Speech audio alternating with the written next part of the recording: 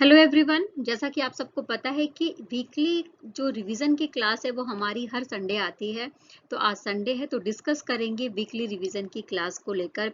जो भी current affair में हमने जो कुछ भी पढ़ा वीक में वो सब कुछ तो यहाँ पर डिस्कस होगा 4 सितंबर से लेकर 10 सितंबर तक के करंट अफेयर।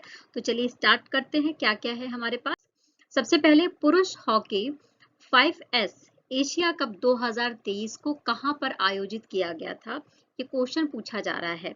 तो देखो, इसको आयोजित किया गया था ओमान के सलालाह में, और जिसमें भारत ने जीत हासिल करी थी, पाकिस्तान को हराया था और भारत क्वालिफाई कर गया था जो विश्व हॉकी चैंपियनशिप होने वाली है ओमान के मस्कट में, उसके लिए। ओके, नेक्स्ट क्वेश्चन है कि हाल ही में भारतीय फिल्म और टेलीविजन संस्थान पुणे के अध्यक्ष के रूप में किसे नामित किया गया था। नॉमिनेट हुए थे आर माधवन, ये एक्टर हैं जैसा कि हम सबको अच्छे से पता है। साथ में ही जो भारतीय फिल्म और टेलीविजन संस्थान है, इसके माध्यम से जो लोग एक्टिंग की दुनिया में अपना कदम रखना चाहते हैं, उससे जुड़ना चाहते हैं, इस संस्थान के माध्यम से वो सीखते हैं।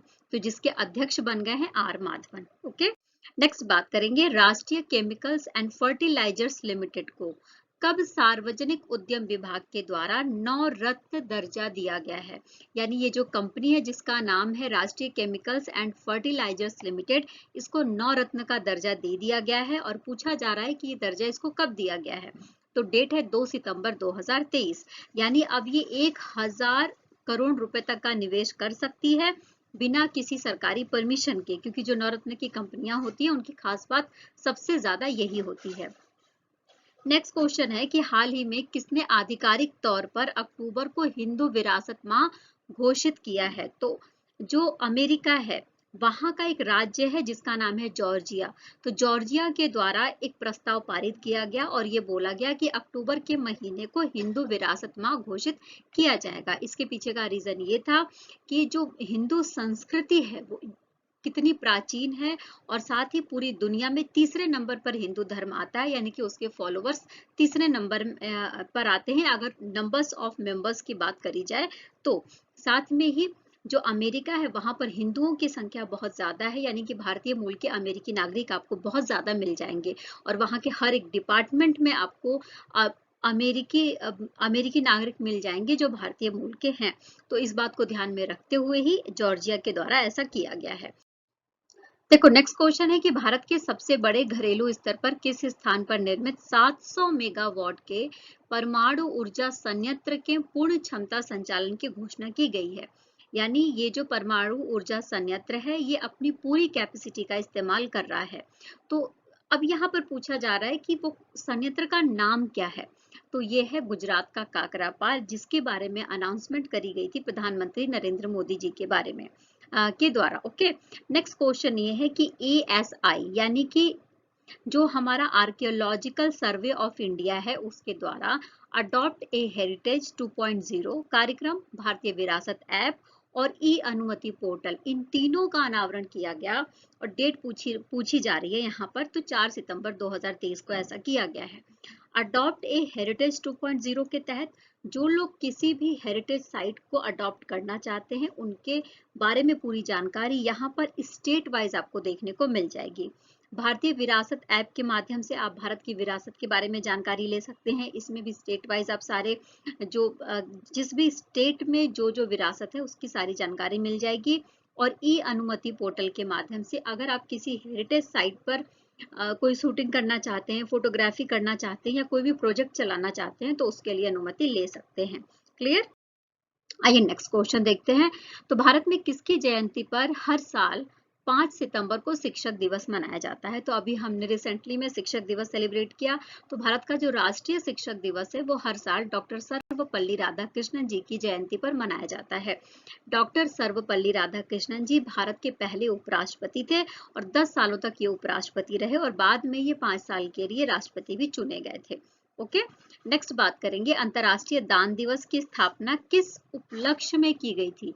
तो देखो, ये जो चैरिटी डे है इसकी स्थापना करी गई थी संयुक्त राष्ट्र संघ के द्वारा मदर टेरेसा के निधन की वर्षगांठ को मनाने के लिए। मदर टेरेसा की जो डेथ है वो कलकत्ता में हुई थी 5 सितंबर के दिन। तो 5 सितंबर के दिन ही इंटरनेशनल चैरिटी डे मनाया जाता है मदर टेरेसा की याद में, जिन्होंने गरीबी के लिए और कुष्ठ रोगियों के लिए बहुत काम किया। देखो क्वेश्चन है कि किसने जो है इटालियन ग्रैंड प्रिक्स 2023 में लगातार 10वीं बार ये रेस जीत ली और इतिहास रच दिया है, क्योंकि 10वीं बार लगातार इस जीत को कायम रखना आसान बात नहीं है। तो ये रिकॉर्ड बनाया है मैक्स वेरस्टेपेन ने। मोस्ट इंपॉर्टेंट क्वेश्चन है, इसका नाम जरूर याद रख लेना, ठीक है। नेक्स्ट क्वेश्चन है कि आकाशवाणी और समाचार सेवा प्रभाग में प्रधान महानिदेशक यानी कि डायरेक्टर जनरल के रूप में किसे नियुक्त किया गया है? इनका नाम है डॉक्टर वसुधा गुप्ता। ओके, नेक्स्ट बात करेंगे कोटक महिंद्रा बैंक के प्रबंध निदेशक और सीईओ पद से किसने रिजाइन दे दिया है? तो देखो कोटक महिंद्रा के बारे में बात करें तो इसका जो फाउंडेशन है वो 1985 में किया गया था, और जब से इसका फाउंडेशन किया गया था तब से उदय कोटक इसके अध्यक्ष और सीईओ यानी कि चीफ एग्जीक्यूटिव ऑफिसर के पद पर काम कर रहे थे, और इन्होंने अब क्या कर दिया है, इस्तीफा दे दिया है। कोटक महिंद्रा बैंक के बारे में बात करूं तो भारत में एचडीएफसी और आईसीआईसीआई बैंक के बाद में तीसरा प्राइवेट बैंक है, सबसे बड़ा। ओके, नेक्स्ट बात करेंगे कि 2023 में जो 43वां आसियान शिखर सम्मेलन है कहाँ पर आयोजित किया गया, पूछा जा रहा है। तो ये जो आसियान शिखर सम्मेलन है ये आयोजित किया गया है इंडोनेशिया के जकार्ता में, और आसियान में कुल 10 देश हैं जैसा कि हम सबको पता है, और इसका फॉर्मेशन 5 देशों ने मिलकर किया था। Okay, clear. नेक्स्ट बात करेंगे नौसेना कमांडरों का जो सम्मेलन है 2023 का दूसरा जो एडिशन है वो कहाँ पर आयोजित किया गया, ऐसा पूछा जा रहा है। तो देखो नौसेना कमांडरों के का जो सम्मेलन होता है वो साल में 2 बार आयोजित किया जाता है 6 मंथ के गैप पर। ओके, तो जो पहला सम्मेलन था वो आयोजित किया गया था आईएनएस विक्रांत पर। जो दूसरा सम्मेलन है, जो दूसरा एडिशन है, उसको आयोजित किया गया था नई दिल्ली में। ओके, और इसकी अध्यक्षता हमारे देश के रक्षा मंत्री राजनाथ सिंह जी के द्वारा किया गया था। नेक्स्ट क्वेश्चन ये है कि महात्मा गांधी की प्रतिमा और गांधी वाटिका का अनावरण कहाँ पर किया गया? तो ये किया गया है नई दिल्ली के राजघाट में। जैसा कि G20 की समिट होने वाली थी तो राजघाट में जो राष्ट्राध्यक्ष थे वो सारे जाने वाले थे, वहां पर गांधी जी को श्रद्धांजलि देने वाले थे। तो इस बात को ध्यान में रखते हुए ही राजघाट में ये व्यवस्था करी गई थी। ओके, नेक्स्ट बात करेंगे 3 दिवसीय काठमांडू कलिंग साहित्य महोत्सव चला है, इसका आयोजन कहाँ किया गया, पूछा जा रहा है। तो काठमांडू कलिंग साहित्य महोत्सव है तो इसका आयोजन नेपाल के ललितपुर में किया गया है, और इसमें नेपाल, भूटान, बांग्लादेश, भारत, श्रीलंका, इन सब देशों के जो साहित्य और से रिलेटेड जो लेखक हैं उन्होंने पार्टिसिपेट किया था। जिम्बाब्वे के किस पूर्व क्रिकेट कप्तान का निधन हो गया है अभी हाल ही में? तो इनका नाम है हीथ स्ट्रिक, और सिर्फ 49 साल की उम्र में इनका निधन हो गया है। ओके, नेक्स्ट क्वेश्चन है कि शिक्षक दिवस के अवसर पर भारत की राष्ट्रपति के द्वारा कितने शिक्षकों को राष्ट्रीय शिक्षक पुरस्कार 2023 से सम्मानित किया गया था? तो हमने इसके बारे में पढ़ा था, और इनकी संख्या कितनी है? तो 75 है। नेक्स्ट क्वेश्चन है कि मिस इंटरनेशनल इंडिया 2023 का जो खिताब है वो किसको प्राप्त हुआ है? तो ये है उदयपुर की प्रवीणा अंजना, यानी कि मिस इंटरनेशनल इंडिया प्रवीणा अंजना चुनी गई हैं। और भारत की तरफ से जब वर्ल्ड लेवल पर इंटरनेशनल वर्ल्ड 2023 के लिए प्रतियोगिता होगी तो उसमें भारत का प्रतिनिधित्व करेंगी, जो वियतनाम में होने वाली है दिसंबर के महीने में। ओके, नेक्स्ट बात कर लेते हैं doctor V G Patel memorial award 2023 के बारे में। अब यहाँ पर क्वेश्चन पूछा जा रहा है कि इस अवार्ड से किसे सम्मानित किया गया है? तो इस सम्मानित किया गया है doctor V G Patel memorial award से सत्यजीत मजूमदार को। और सत्यजीत मजूमदार के बारे में बात करें तो इन्होंने बहुत सारे ऐसे स्टार्टअप्स हैं जिसको आगे बढ़ाने में, एक एंटरप्रेन्योर को तैयार करने में महत्वपूर्ण भूमिका निभाई है। उल्लास नव भारत साक्षरता कार्यक्रम के बारे में जागरूकता को बढ़ावा देने के लिए भारत के शिक्षा मंत्रालय द्वारा साक्षरता सप्ताह कब मनाया गया? तो कल की भी न्यूज में हमने पढ़ा था कि साक्षरता सप्ताह 1 से 8 सितंबर के बीच में मनाया गया है और 8 सितंबर को भारत नहीं, पूरी दुनिया में अंतर्राष्ट्रीय साक्षरता दिवस मनाया जाता है। और उल्लास नव भारत साक्षरता कार्यक्रम जो NEP है यानी कि नेशनल एजुकेशन पॉलिसी 2020 के तहत स्टार्ट किया गया है भारत में। ओके, नेक्स्ट क्वेश्चन ये है कि हैदराबाद में रोबोटिक्स कंपनी है जिसका नाम है ग्रेने रोबोटिक्स, इसके द्वारा एक कृत्रिम बुद्धिमत्ता यानी कि AI आर्टिफिशियल इंटेलिजेंट द्वारा संचालित अभिनव स्वायत्त एंटी ड्रोन प्रणाली का नाम क्या है पूछा जा रहा है। तो इसका नाम है इंद्रजाल। अच्छा, ये जो इंद्रजाल है, जो एंटी ड्रोन प्रणाली है यानी कि अगर ड्रोन से कोई हमला होता है तो 4000 किलोमीटर तक की रेंज में ये पता लगा सकता है और उस ड्रोन का पता लगाकर उस पर हमला कर सकता है। इसका नाम याद रख लेना, इंद्रजाल है। हाल ही में भारत इलेक्ट्रॉनिक्स लिमिटेड BEL और इजराइल एरोस्पेस इंडस्ट्रीज इसके द्वारा जो समझौता किया गया है उसके बारे में पूछा जा रहा है कि किस विषय पर समझौता किया गया है। तो इन दोनों के बीच में समझौता किया गया है short range air defence system पर। ओके, नेक्स्ट क्वेश्चन है कि इसरो के किस प्रभाग के द्वारा आदित्य L1 सौर मिशन के लिए पृथ्वी की कक्षा में दूसरे उत्थान की प्रक्रिया को संचालित किया गया है। इसको और इजी वे में समझते हैं। देखो, जब भी कोई उपग्रह या रॉकेट लॉन्च किया जाता है तो उसकी ट्रैकिंग करनी बहुत जरूरी है जिससे कि ये पता चल सके कि वो कहाँ तक पहुंचा है। तो इसके लिए इसरो का एक डिपार्टमेंट है जो काम करता है और उसका नाम पूछा जा रहा है यहाँ पर। तो टेलीमेट्री, ट्रैकिंग और कमांड नेटवर्क, इसके माध्यम से ही उसकी ट्रैकिंग करी जाती है। WHO ने पहले WHO पारंपरिक चिकित्सा वैश्विक शिखर सम्मेलन 2023 का परिणाम दस्तावेज किस रूप में जारी किया है। तो ये किया गया है गुजरात घोषणा पत्र के रूप में। ओके, और देखो, ये पारंपरिक चिकित्सा वैश्विक शिखर सम्मेलन है तो इसमें पारंपरिक चिकित्सा की जो पद्धतियां हैं, स्पेशली भारत का जो आयुष मंत्रालय है जो यूनानी, आयुर्वेदिक, होम्योपैथिक, प्राकृतिक तरीके से इलाज कराने और उसकी शिक्षा और शोध के लिए काम कर रहा है, उसकी महत्वपूर्ण भूमिका रही है। देखिए, नीले आसमान के लिए स्वच्छ हवा का पहला अंतर्राष्ट्रीय दिवस कब आयोजित किया गया था। तो इसको आयोजित किया गया था 7 सितंबर 2020 को। इस बात को ध्यान रखना, ठीक है। नेक्स्ट क्वेश्चन ये है कि 7 सितंबर 2023 को इंटरपोल की 100वीं स्थापना वर्षगांठ मनाई गई और अंतर्राष्ट्रीय पुलिस सहयोग दिवस किसकी भूमिका पर केंद्रित है, ये बात पूछी जा रही है। तो पुलिसिंग में जो महिलाएं हैं उनकी भूमिका पर केंद्रित है ये, यानी कि जो पुलिस है उसमें महिलाओं की भूमिका क्या है, उसको कैसे इम्प्रूव किया जा सकता है, इन सब बातों को लेकर ही ये दिन मनाया गया। और हर साल जो अंतर्राष्ट्रीय पुलिस सहयोग दिवस है वो हर साल 7 सितंबर को मनाया जाता है क्योंकि 7 सितंबर को ही इंटरपोल की स्थापना करी गई थी।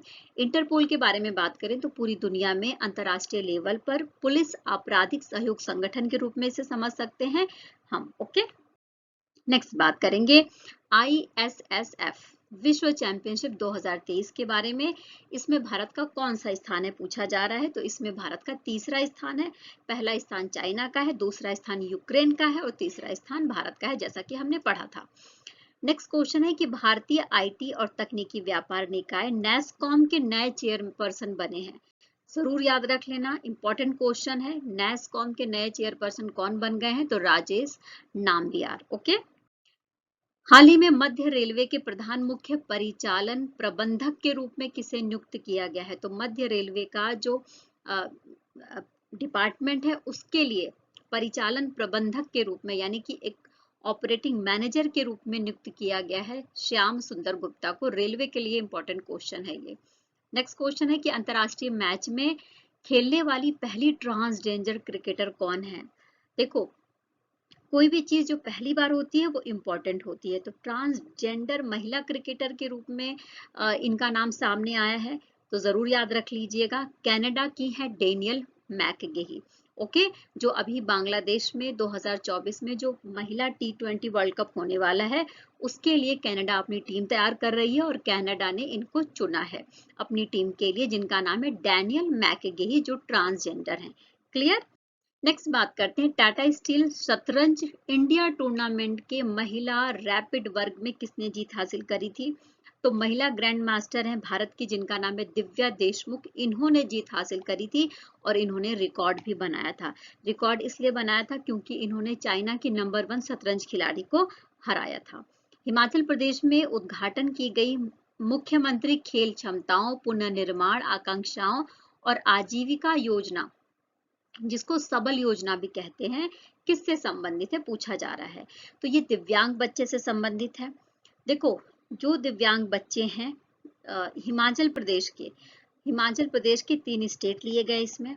उन 3 स्टेट के 400 सरकारी स्कूलों को लिया गया और उसके जो विकलांग बच्चे हैं उनके लिए ये कार्यक्रम लेकर आया गया है, जिसमें उनको दिव्यांग बच्चों को सेलेक्ट किया जाएगा और उनको वजीफा दिया जाएगा 1000 रुपए प्रति मास, है ना, यानी कि महीने में 1000 रुपए जो इनका वजीफा बढ़ा दिया गया है, और साथ साथ में इनको सरकारी नौकरी में आरक्षण के लिए भी बात कही गई है। नेक्स्ट बात करेंगे कि इसरो की वैज्ञानिक एन वलारमथी, ठीक है, ये अपने किस भूमिका के लिए जानी जाती हैं, और इनका अभी हाल ही में हृदय की गति रुक जाने की वजह से निधन भी हो गया है। तो इसरो की वैज्ञानिक थी। ये जब प्रक्षेपण होता था तो उसमें काउंटडाउन की जो काउंटिंग होती थी, है ना, यानी कि जो उल्टी गिनती होती थी उसकी घोषणा इनकी आवाज में होती थी। अभी चंद्रयान 3 का जब काउंटडाउन हुआ था तो उसमें भी आवाज एन वलारमथी के द्वारा ही दिया गया था। इस बात को याद रख लेना, तो इम्पोर्टेंट क्वेश्चन बन जाता है, घुमा फिरा के एग्जाम में पूछा जाएगा ये क्वेश्चन। नेक्स्ट बात करेंगे कि भारत में वर्ष 2011 की जनगणना हुई थी, तो उस जनगणना में साक्षरता की दर कुल कितनी थी? स्टैटिक जीके के लिए इंपॉर्टेंट क्वेश्चन है, क्योंकि 2011 में ही जनगणना हुई थी, उसके बाद अभी तक जनगणना नहीं हो पाई है। 2021 में होने वाली थी लेकिन कोविड की वजह से ऐसा नहीं हो पाया, तो हम 2011 की जनगणना को ही मानेंगे। तो उस समय 74.04% थी। और हम अंतर्राष्ट्रीय साक्षरता दिवस कब मनाते हैं? तो 8 सितंबर के दिन मनाते हैं। दुनिया के सभी भौतिक चिकित्सक या फिजियोथेरेपिस्ट का प्रतिनिधित्व करने वाले एकमात्र संगठन का नाम पूछा जा रहा है, तो विश्व भौतिक चिकित्सा परिसंघ है ये। क्लियर? नेक्स्ट बात कर लेते हैं, कैबिनेट की नियुक्ति समिति के द्वारा दूरसंचार विभाग के सचिव के रूप में किसे नियुक्त किया गया है? देखो, अभी हाल ही में जैसा कि मैंने आपको बताया था कि कैबिनेट की जो नियुक्ति समिति है उसने अलग अलग मंत्रालय अलग अलग डिपार्टमेंट के लिए सचिव नियुक्त किए हैं। तो उसमें से दूरसंचार विभाग के सचिव हैं नीरज मित्तल, और ऐसे ही इलेक्ट्रॉनिक्स और सूचना प्रौद्योगिकी मंत्रालय का नेतृत्व कर रहे हैं एस कृष्णन। ठीक है, और प्रॉपर इसकी लिस्ट मैंने दी थी और बोला था कि टेलीग्राम के लिंक पर पीडीएफ के फॉर्म में ये उपस्थित है, हिंदी और इंग्लिश दोनों लैंग्वेजेस में। तो अगर आपको नोट्स बनाना है, पढ़ना है, तो वहां से जाकर आप पढ़ सकते हैं। नेक्स्ट क्वेश्चन है कि नॉन फिक्शन के लिए बैली गिफोर्ड पुरस्कार दिया गया, और ये पूछा जा रहा है कि किस भारतीय अमेरिकी चिकित्सक को ये बुक दिया गया, ये पुरस्कार दिया जाएगा, और किसको नामांकित किया गया है या नॉमिनेट किया गया है। तो देखो, इस पुरस्कार के लिए कुल 6 लोगों को नॉमिनेट किया गया है, जिसमें भारतीय मूल के अमेरिकी चिकित्सक भी हैं, जिनका नाम है doctor Siddharth Mukherjee. Okay, next question है कि जापान के द्वारा लॉन्च किया गया चंद अन्वेषण अंतरिक्ष यान, इसका नाम क्या है? यानी कि जापान भी चंद्रमा पर खोज करने के लिए अंतरिक्ष यान लॉन्च कर चुका है, उसका नाम यहाँ पर पूछा जा रहा है। तो उसका नाम है मून स्नाइपर, और ये फरवरी यानी कि 2024 में फरवरी के महीने पर चंद्रमा की सतह पर उतर जाएगा। क्लियर? नेक्स्ट बात कर लेते हैं, 2023 में 48th नंबर का टोरंटो इंटरनेशनल फिल्म फेस्टिवल होने वाला है। तो ये पूछा जा रहा है कि कहाँ पर आयोजित होगा। तो देखिए, यहाँ पर जो चीजें याद रखने वाली हैं, सबसे पहले तो आप इस बात को रट लीजिए कि जो टोरंटो इंटरनेशनल फिल्म फेस्टिवल होता है वो हर साल होता है, और हर साल कनाडा के टोरंटो में ही आयोजित किया जाता है। ठीक है, अच्छा, किस नंबर का है? तो ये एक नया क्वेश्चन होगा, 48th नंबर का है, बाकी सेम रहता है ऐसे ही। पर्यावरण के लिए एक मिसाल के रूप में भारत का पहला सोलर नगर बन गया है मध्य प्रदेश का सांची। तो मध्य प्रदेश के सांची में नागौरी है, जहां पर सोलर पैनल लगाया गया है आईआईटी कानपुर की मदद से। ओके, तो भारत का पहला सोलर नगर कौन है? तो सांची, जो यूनेस्को की विश्व धरोहर स्थल में भी शामिल है। नेक्स्ट बात करेंगे, भारतीय वायुसेना के द्वारा प्रारंभ किया गया प्रशिक्षण अभ्यास है, इसका नाम पूछा जा रहा है। तो इस अभ्यास का नाम है त्रिशूल।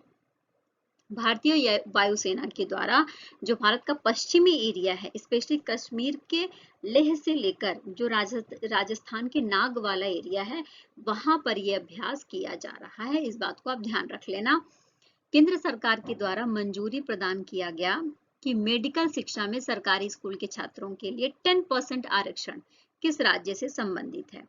तो वो है पुदुचेरी। पुदुचेरी एक यूनियन टेरिटरी है, जैसा कि हम सबको पता है, और बहुत दिनों से यहाँ के मुख्यमंत्री की डिमांड थी कि जो पुदुचेरी के सरकारी स्कूल के बच्चे हैं जो नीट की तैयारी करते हैं, उनके लिए आरक्षण की व्यवस्था करे सेंट्रल गवर्नमेंट। तो ऐसा सेंट्रल गवर्नमेंट के द्वारा मंजूरी दे दी गई है।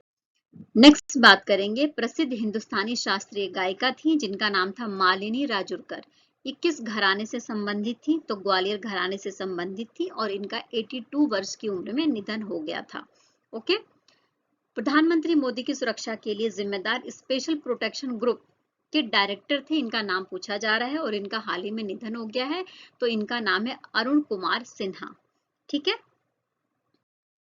विश्व स्तर पर शिक्षा को हमले से बचाने के लिए अंतर्राष्ट्रीय दिवस किस दिन मनाया जाता है? तो 9 सितंबर को मनाया जाता है।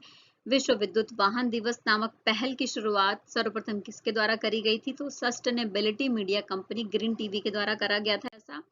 और हिमालय दिवस 2023 का विषय क्या है? तो हिमालय और आपदा। और हिमालय दिवस जो मनाया जाता है वो 2015 से स्टार्ट किया गया था उत्तराखंड के मुख्यमंत्री के द्वारा। ठीक है। डुरंड कप 2023 किसने जीता? मोस्ट इंपॉर्टेंट क्वेश्चन है, आईएमपी क्वेश्चन है। क्यों? क्योंकि डुरंड कप फुटबॉल से रिलेटेड गेम है। देखो, डुरंड कप से रिलेटेड जो स्टैटिक जीके है उससे भी रिलेटेड कई सारे क्वेश्चन पूछे जाते हैं कि एशिया का सबसे पुराना क्लब कौन सा है, भारत का सबसे पुराना क्लब फुटबॉल क्लब कौन सा है, डुरंड कप में सबसे ज्यादा कौन सी टीम जीती है? तो मोहन बागान एसजी जीती है, 17 बार ये जीत चुकी है और 2023 का खिताब भी मोहन बागान एसजी ने ही जीता है, ये याद रख लेना। ओके।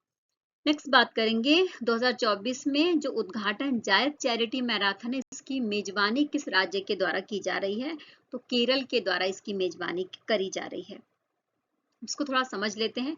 तो संयुक्त अरब अमीरात और प्लस केरल की सरकार, इसके द्वारा ये चैरिटी मैराथन होगा और रजिस्ट्रेशन में जो भी पैसा आएगा उससे कैंसर में शोध और कैंसर से रिलेटेड जो मरीज हैं उनकी सेवा करी जाएगी। एशिया का सबसे बड़ा डिस्ट्रिक्ट कूलिंग सिस्टम कहां पर लगाया जाएगा? तो ये तेलंगाना जो राज्य है उसकी हैदराबाद राजधानी है, तो हैदराबाद का जो फार्मा सिटी है वहां पर इसे लगाया जाएगा और एशिया का सबसे बड़ा डिस्ट्रिक्ट कूलिंग सिस्टम होगा ये। इस बात को याद रख लेना। और मोटिव ये है कि 2047 तक जो नेट जीरो कार्बन करना है ना, कार्बन फ्री करना है, इस बात को ध्यान में रखते हुए ही ऐसा किया गया है।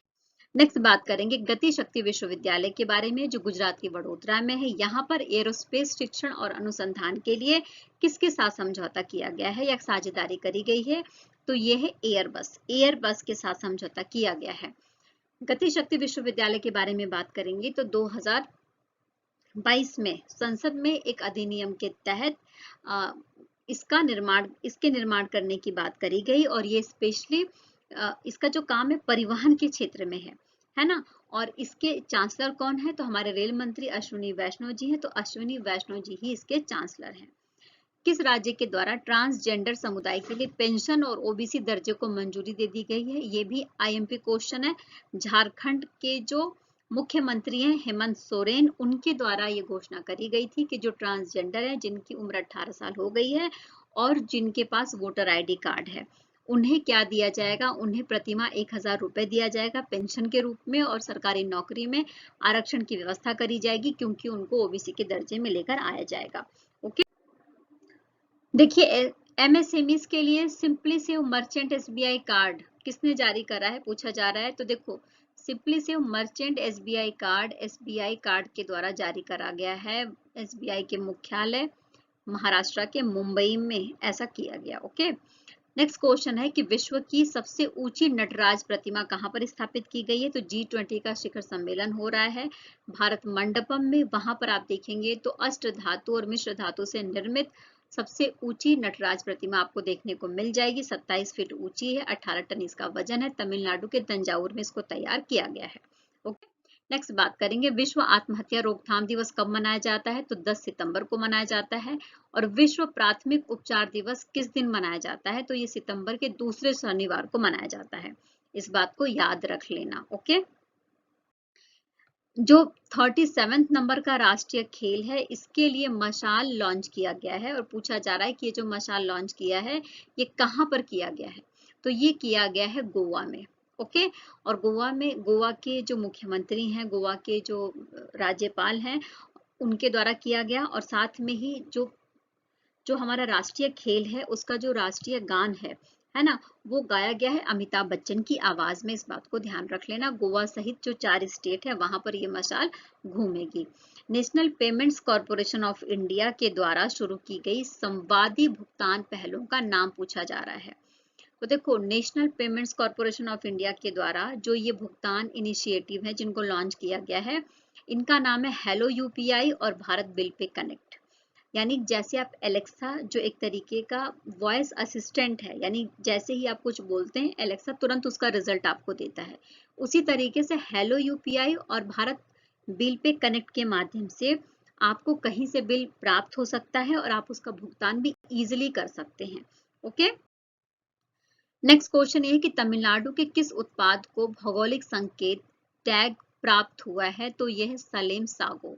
सलेम सागो एक साबूदाना है जो तमिलनाडु में उगाया जाता है और तमिलनाडु का जो सलेम डिस्ट्रिक्ट है वहां पर इसको उगाया जाता है। ओके, नेक्स्ट क्वेश्चन है कि भारत फ्रांस का कौन सा द्विपक्षीय नौसैनिक अभ्यास चल रहा था जिसका अभी समापन हुआ है, तो भारत और फ्रांस के बीच में नौसेना को लेकर वरुण अभ्यास होता है, जिसका सेकंड पार्ट अभी खत्म हुआ है। फर्स्ट पार्ट जनवरी में हुआ था, 16 जनवरी से लेकर 20 जनवरी तक पश्चिमी तट पर। ठीक है, और ये दूसरा वाला जो अभ्यास है वो अरब सागर में समाप्त हुआ है। क्लियर।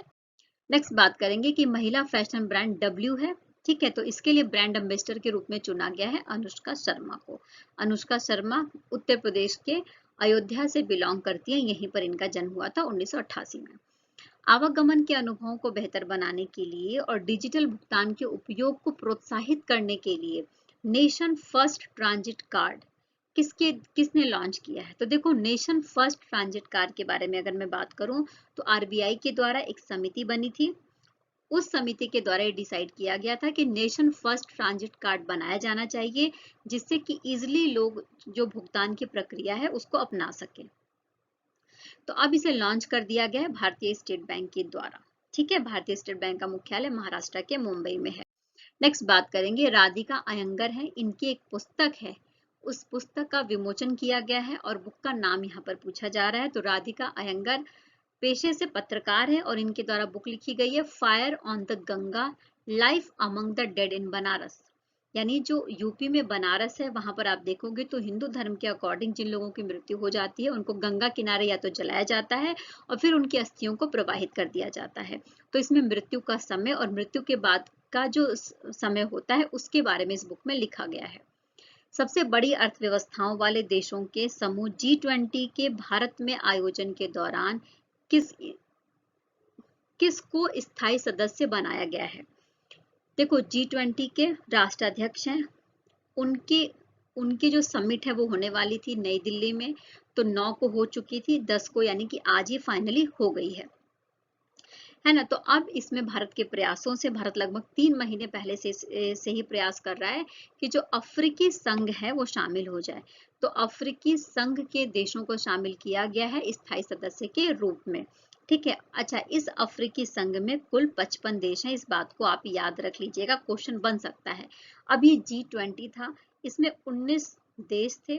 ठीक है, और एक था यूरोपीय संघ, यानी यूरोपीय संघ का मतलब यूरोप के जो देश हैं उनका संघ शामिल था, और अब इसमें अफ्रीकी संघ भी शामिल हो गया है। ओके, देखिए यहाँ पर वीकली रिवीजन की क्लास समाप्त होती है। जैसा कि आप सबको पता है कि वीक में हम जो कुछ पढ़ते हैं उसका फटाफट रिवीजन कर लेते हैं, जिससे कि अगर 1-2 क्लास आपने मिस भी कर दी है तो उससे रिलेटेड जो भी न्यूज़ है वो आपको सब कुछ पता चल जाए। और इसके अलावा टेलीग्राम के लिंक पर जो भी कंटेंट है वो आपके लिए उपस्थित है, इंग्लिश और हिंदी बोथ लैंग्वेजेस में, तो वहां पर भी जाकर आप पढ़ सकते हैं, देख सकते हैं। फिर कल मिलेंगे। टेक केयर, बाय बाय, खूब खुश रहिए, खूब पॉजिटिव रहिए और जीवन में आगे बढ़ते रहिए। Bye bye.